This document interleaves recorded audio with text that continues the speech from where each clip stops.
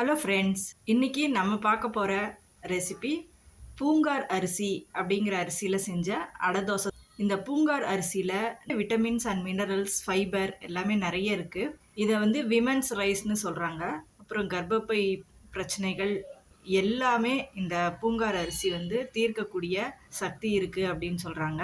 இது தோலோடு இருக்கிறதுனால ஃபைபர் அதிகமாக இருக்குது. அதனால கான்ஸ்டிபேஷன் ப்ராப்ளம் இருக்கிறவங்க ரெகுலராக இந்த அரிசி எடுத்துகிட்டு வரும்போது நல்ல பலன் தெரியும்.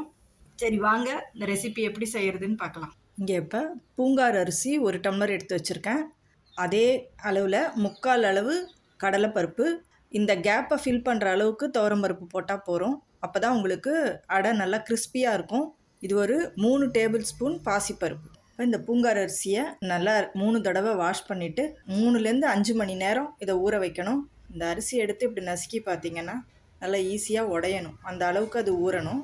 நெக்ஸ்ட்டு கடலைப்பருப்பு அண்ட் துவரம்பருப்பு இதையும் வாஷ் பண்ணி இது ஒரு 1 ஹவர் ஊறினா போகிறோம். அப்புறம் பாசிப்பருப்பை தனியாக ஊற வச்சுக்கணும். அடை நம்ம சாப்பிடும்போது பாசிப்பருப்பை அரைக்காமல் சேர்த்தோன்னா டேஸ்ட் நல்லாயிருக்கும்.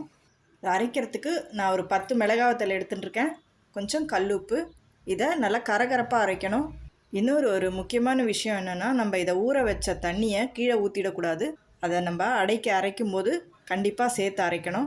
அதில் இருக்கிற சத்துக்கள் இந்த தண்ணியில் இறங்கியிருக்கும். இப்போ அரைச்சாச்சு. ஊற வச்ச பாசிப்பருப்பை அரைக்க வேண்டாம், அப்படியே சேர்க்கலாம். விருப்பப்பட்டால் நீங்கள் இது கூட சோம்பும் சேர்த்து அரைச்சிக்கலாம். இப்போ இது ரொம்ப கெட்டியாக இருக்கிறதுனால மிக்ஸி வாஷ் பண்ண தண்ணியும் கொஞ்சம் சேர்த்து கலந்துக்கலாம். இது ஒரு 1/2 ஹவர் இப்படியே இருக்கட்டும். இப்போ பொடியாக நறுக்கின வெங்காயம் சேர்த்துக்கலாம், கொஞ்சம் கருவேப்பிலை. இப்போ தோசைக்கல் நல்லா சூடாக இருக்குது, எண்ணெய் சேர்த்துக்கலாம்.